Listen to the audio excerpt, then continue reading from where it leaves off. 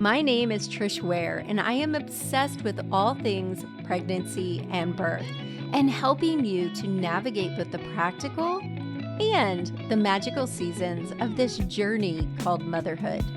I'm an all-day coffee-sipping mama of 7. I've had the amazing privilege of delivering many babies in my 15-plus year career as a labor and delivery nurse and as a mama of 7.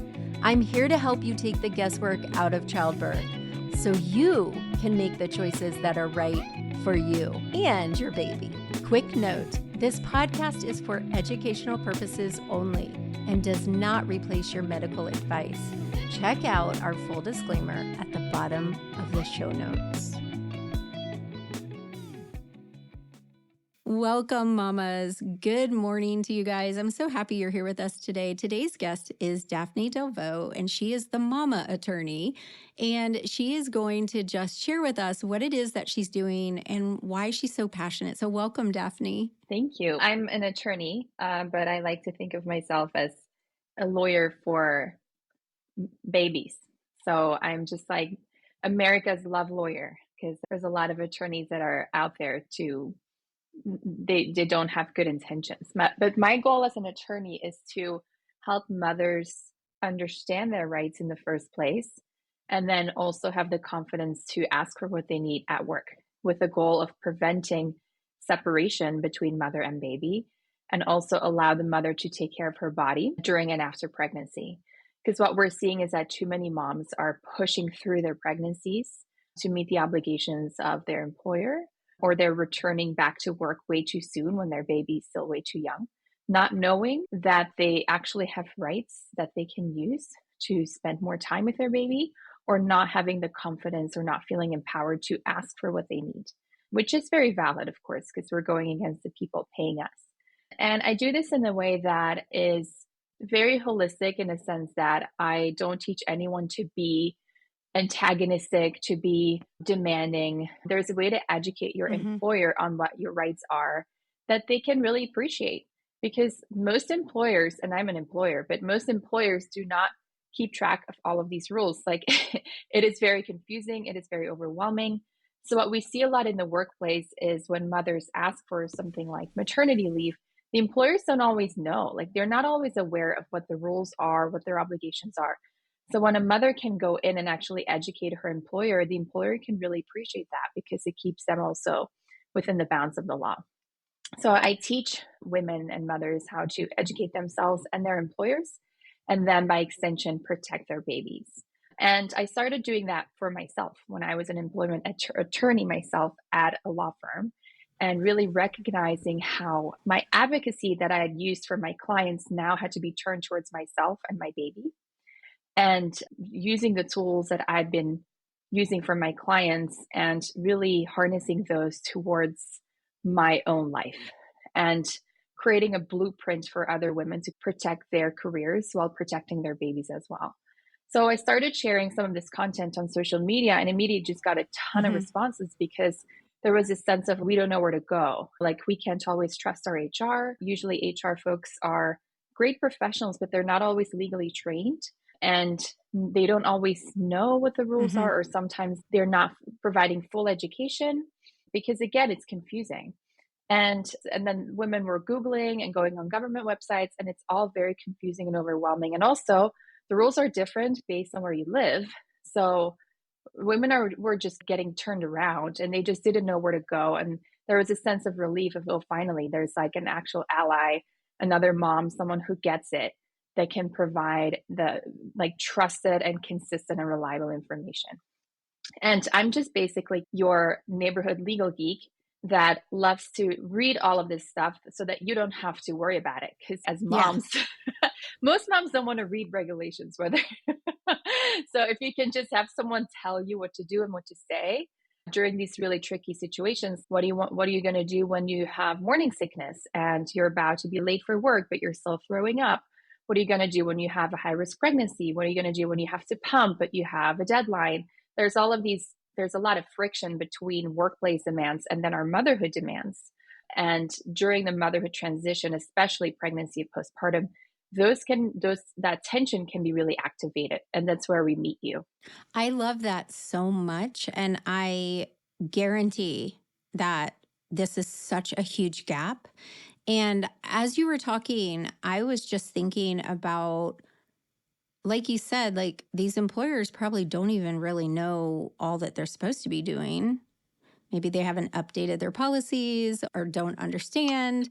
And then you're right, you've got a mom who's navigating so many hormonal and bodily changes and having to figure all that out on your own with pregnancy brain going on and exhaustion and all that, I'm sure is so difficult. So I want to go back to a couple things that you said, and I know that it's different everywhere, but give me some examples for the mom who has morning sickness and is going to be late to work. So when the mom has morning sickness and is going to be late to work, what a lot of people don't know is that you can ask for accommodations under the Pregnant Workers Fairness Act, and you can ask for essentially to be excused from policy. What the law says is that when you have company policy, that usually applies to everyone. When you have someone in a protected class like pregnancy, policy has to be set aside. And policy can include attendance policy. So let's say you have to be at work at 9 a.m., but you're still in the bathroom and it's 8:30 and your commute is 40 minutes. You can go to your employer and say, I'm going to need to be excused from this policy because it's really hard for me to get there on time in light of the nausea that I'm having in the morning. You and I both know that I'm getting all of my work done. I just really cannot get here by 9. It is not possible for me right now. And there is a law that protects that conversation and also the woman's right to be accommodated and essentially for her job to be made a little bit easier for her. The law recognizes that pregnancy is a job. Being pregnant in and of itself will limit your ability to work to some extent, not for all moms, but for some moms, especially those that have conditions and symptoms going beyond pregnancy, like extreme morning sickness or a high-risk pregnancy or tension in the pelvic floor. And the law recognizes that we have to protect those women and we have to protect those babies. And we do that by telling the employers, letting the employers know and putting them on notice that they have to do whatever they can to help these women and help these pregnant women stay employed. Because what the law doesn't want is for all of these women to either be pushed out of their jobs because they can't keep up with all the expectations and all the policies, or for the women to feel like they have to quit. So the law is designed to keep women employed and on their healthcare plan. I literally had no idea. And I'm really wondering if a lot of people have no idea. No one knows this. And also, like we were saying, employers don't know this. What's even more important here is that we shouldn't expect employers to know. Employers provide a specific service. Staying on top of employment law is usually not that service. That's my service. It's my skill.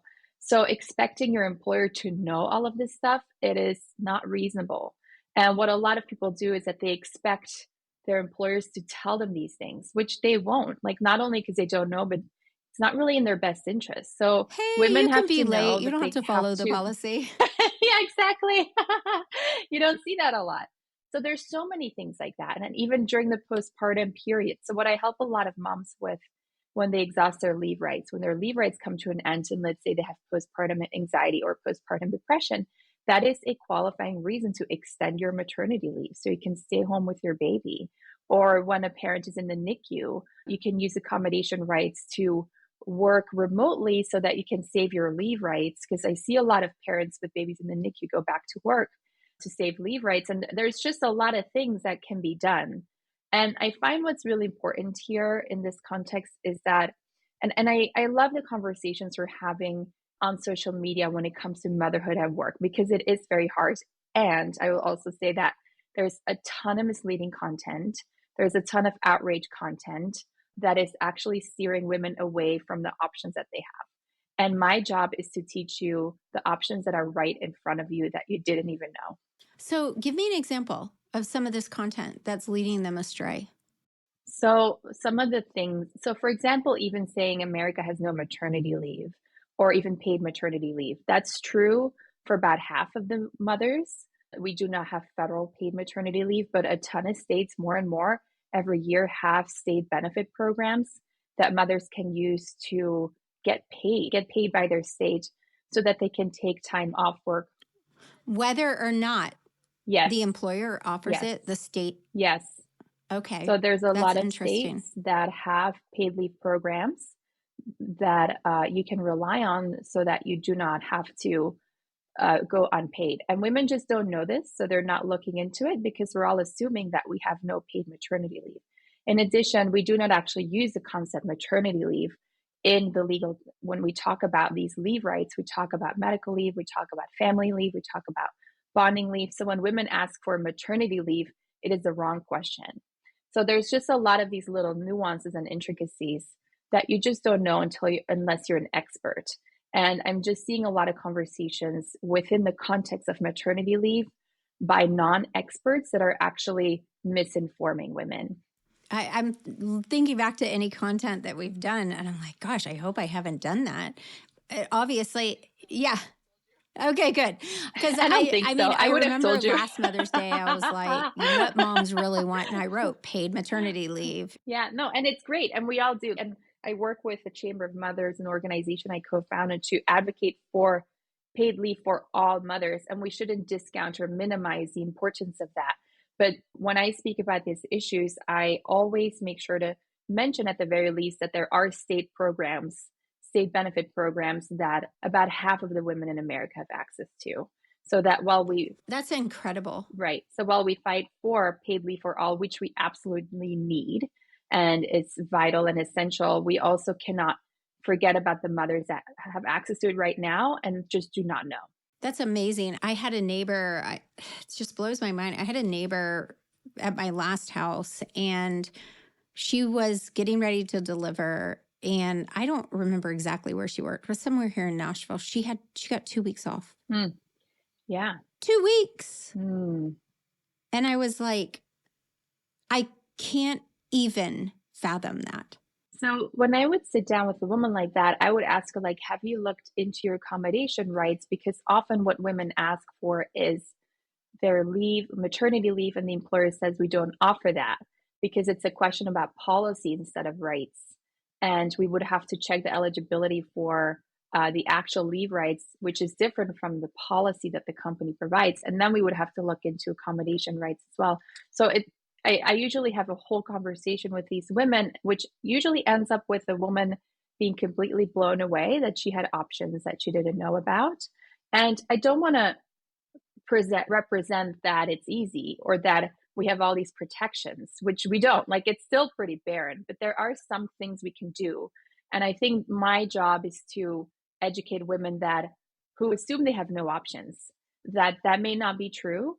The options are not great, but there usually are some things you can try, but they're not going to be based on what your employer is telling you. They're going to be things that you're going to figure out on your own. Wow. So tell me as well, we were talking about NICU moms, and I remember a big uprise happening maybe last fall about a NICU mom and some stuff. And Yeah, the kite termination. Yeah, that's another example of social media misrepresenting something in the legal context. And so she was fired because she asked to work remotely from the NICU, and she said, "I want to work remotely because my baby's here." And then they didn't let her. They denied the accommodation. And while I want to offer support to this mom, the way that we have our moms ask this question is to ask for time off for anxiety and stress instead of asking for time to be with the baby. And this is a very small nuance, but when you ask for time for stress, it is actually legally protected, and the employer has to do their ultimate best to grant it. But when you ask for time to be with your baby, or because you don't have childcare, or because the daycare is closed, that is an immediate fast track to termination. So it's just these like small little nuances, but our moms get accommodated every day just for their own stress because that is actually a legal right. And then I saw a lot of discussion around like the paid leave would have solved this problem, but she was actually asking for an accommodation right, which is a different right than leave rights. That is actually a different conversation. So there's just a lot of things that I'm seeing where I'm like, whoosh, I wish we could have a seminar. I need to set the record straight on a lot of things here. And I understand the outrage, but it is a little bit misplaced. And as a legal expert, often it is, I get it because I'm a mom in America and I know it's hard. So I think it's really easy to get really swept up in these conversations without actually pausing and saying, is this actually true? And what does the law actually say? How do we apply this to the situation? What can we learn from this? So that's the work that I do. It's letting everyone take a breath. Yeah, and instead of cancel a whole employer and company when they were actually doing the right, nothing illegal. But that, yeah, and it was wrong. It was unethical, of course, especially for a baby company. But these are things we see every day, is that women use the wrong language and end up getting they're out of a job. And so that's my job. how you say things is we've been navigating the family court system for the last couple years through a nightmare of a situation, and it is so true. The way you say it makes all the difference in the world. Yeah, and that's what legal education is. It's using a word can make the difference between you keeping your job or losing your job, or having more time with your baby or not having more time with your baby. It is so specific. It is so technical. I don't love this for moms because they're tired. And why are they supposed to deal with that? But it is what it is. And how are they supposed to know the right words without someone like you? How do they? And I only know the language because I have lived in these conflicts between employers and employees, and where all of these conflicts could have been prevented by using the right language. One of my program actually gives you email templates so that you can just copy paste it based on the need that you have, because it's so hard to know the right words to use. When you go against your employer, that's really scary. And a lot of women feel nervous to use legally charged language, which we understand. So we try to, everything that we create for our moms, from the gentle, kindest, most professional place that possible. I love that because it's right in alignment with what I teach my students. My birth classes were born from the same kind of thing, a frustration of seeing women told when we admit them, we tell them their rights and then we strip them of them. And it really is how you communicate and navigate that. And like when I'm at bedside, I can't refuse things for her, even though the doctor's ordering. I'm like, this is BS. She doesn't need this. I can't refuse it. She can. And one of the really big reasons why my birth classes are radically different than anyone else's, I meet with my moms every Wednesday, me or doulas, and we coach them, because there is a huge difference in how you refuse to a doctor and have a positive outcome with that. Because if you're not educated in how to speak the language and how to navigate it, then you're going to fall into, they're my authority, they know more than I do, and I have to be wrong. And so we help them navigate that. And it sounds very similar, the same type of thing. And we do the same thing we don't teach our students to say, I am a patient, I have a right, this is my birth, and I don't care what you think. Mm-hmm. We teach them how to navigate it with grace and stillness, take time, step away, wait for the emotions to die down. And unless it's an emergent situation, it's a little different, but in an emergent situation, hopefully they've picked a provider they really trust and they can navigate that. And we tell them you can refuse anything, but you have to be educated to know. And I love what you're saying, because I just did an interview with an attorney who works with hospitals on baby cases like trauma. And she was talking about that we had a similar conversation in how these cases are approached from the parent's side on whether they win or not. And it all goes down to the right wording and and it's just crazy how that infiltrates through all these different things when we're at our most vulnerable. It's unfair, right? It's unfair. And that's why we want to have the right language before the emergency. So I really like to get women in my orbit when they're thinking about pregnancy or when they just got pregnant, so that they don't end up in a situation of, oh my God, I have to go back to work. My baby's not taking the bottle. What do I do? I need my health care. They're expecting me back at work tomorrow. Those are situations we want to think through before they happen.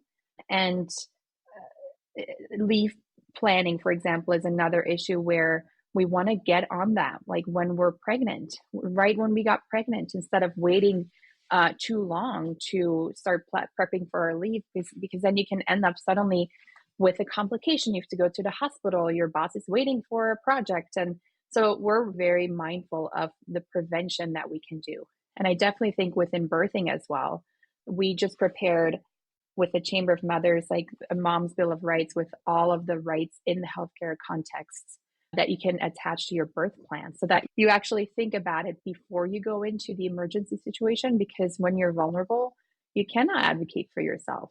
Like, you have to find that muscle before, and then make sure that people that are surrounding you know what to do based on the plan that you have set out. I love that so much. For my birth program, we have a 3-part framework. And the first part, of course, is knowledge, education, understanding what's happening inside of you, around you. The other part is the mental aspect, which you're a mom, you know that birth is like 90% mental. But that third part is the support and boldness to advocate. And you can't do that without the other two. You can't do any of them without all three. But we say the same thing. It has to happen before you step foot in the labor room. Like, you can't. And my birth class is actually really a pregnancy class. We start at the beginning.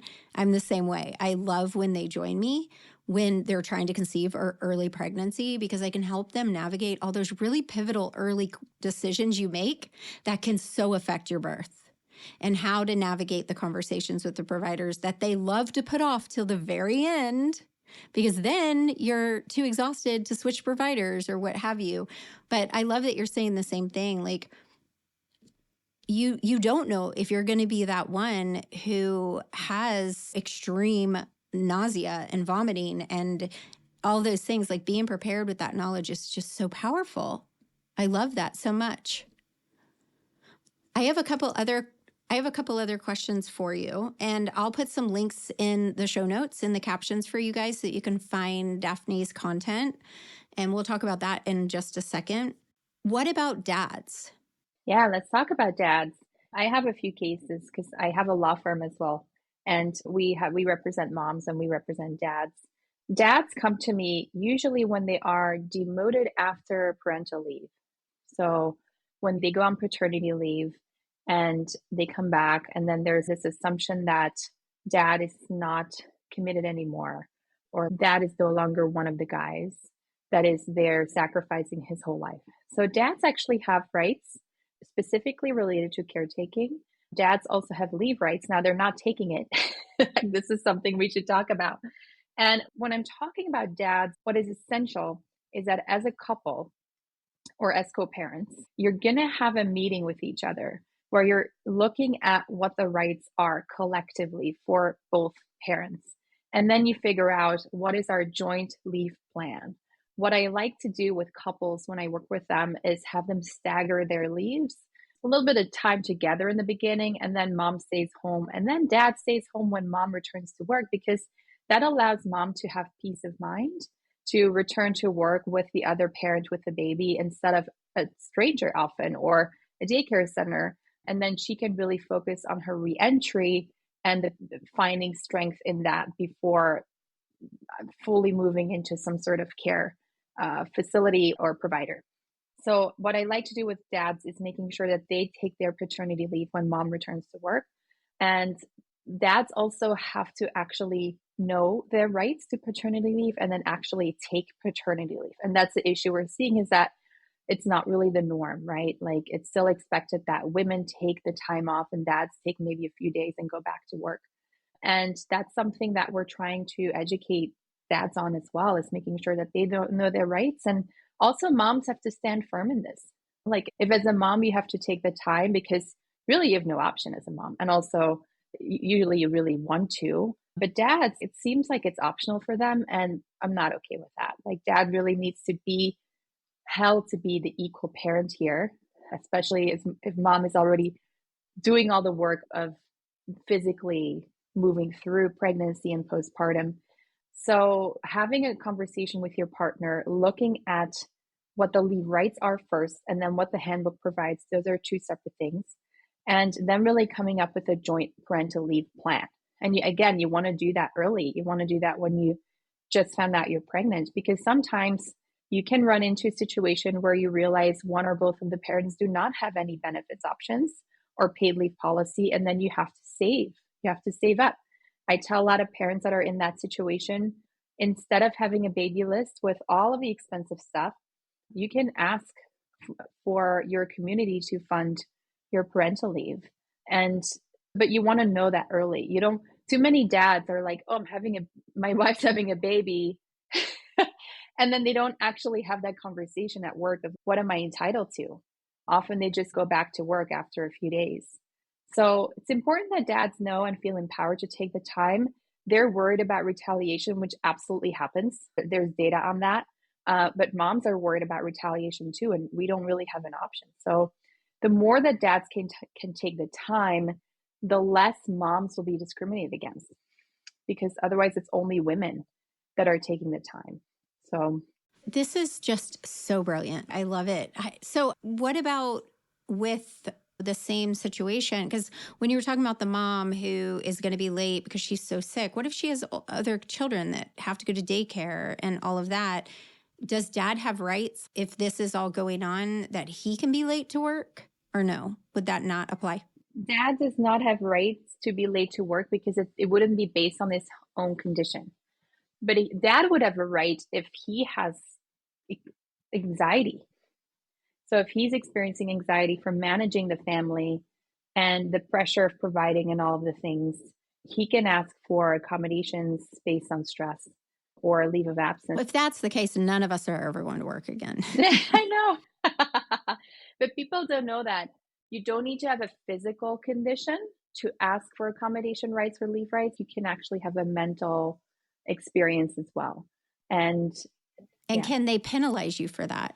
Legally, no. They do, obviously. Otherwise, I wouldn't have a job. But legally, employers are not allowed to retaliate or discriminate for an employee asserting physical or mental limitations. What about if it's affecting the quality of their work? Like they can't. Yeah, that's a little different. Like through all of these scenarios, you still have to do your job, unless you're on leave, of course. When you're on leave, you're not even allowed to do your job. But when you're just still working, you still have to do your job. Now, the Pregnant Workers Fairness Act says that if your job can be done later or by someone else, the employer has to try their ultimate best to make that happen.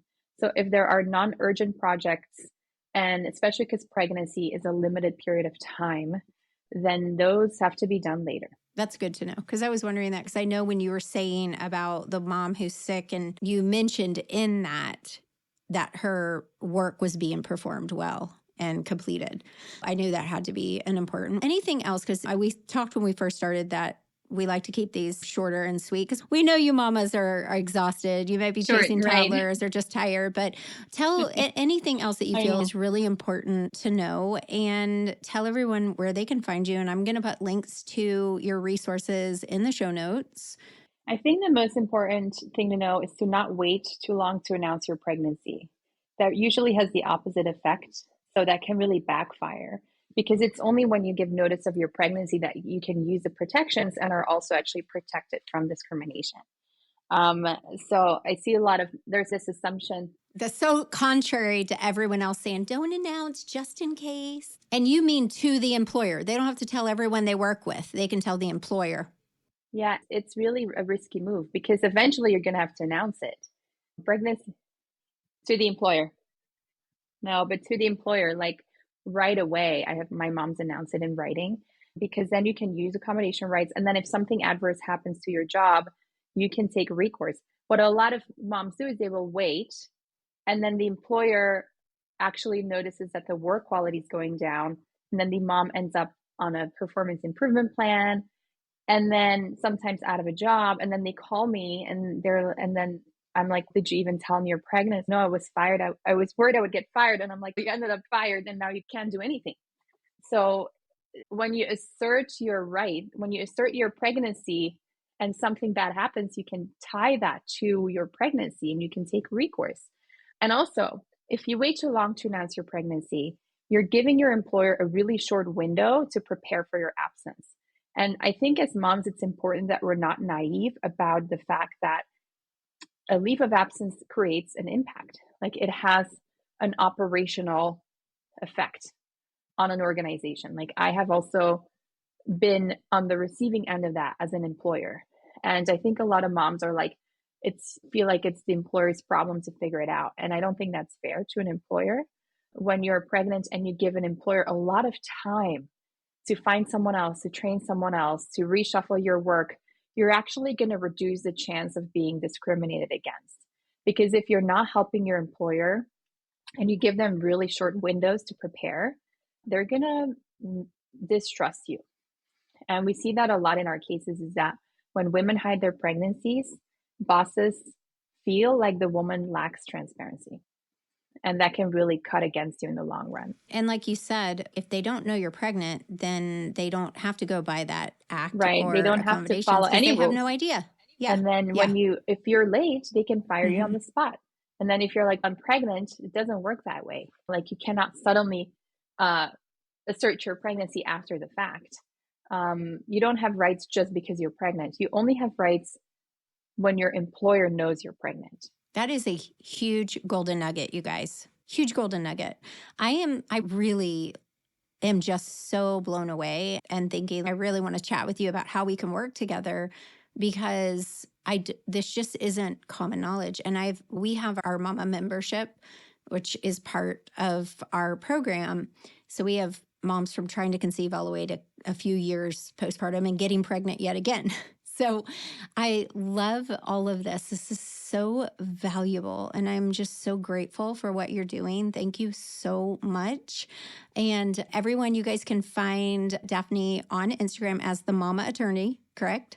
Yeah. And and we have a program as well, the Liberated Mother Society. I'd love to see you in there as well, where we have all of this information. And I'm going to link to all of that in the show notes. And thank you so much for what you're doing. And thank you so much for coming on today. Of course. And thank you. I really enjoyed talking to you as well. Hey mamas, I hope you enjoyed this episode with the Mamattorney, and I hope you learned as much as I did. It was invaluable. Take a moment, click the links in the show notes, and check her out. It's just incredible. You need to know these things. Knowledge is power. As always, hit subscribe, leave a review, and I'll see you again next Friday. Bye for now.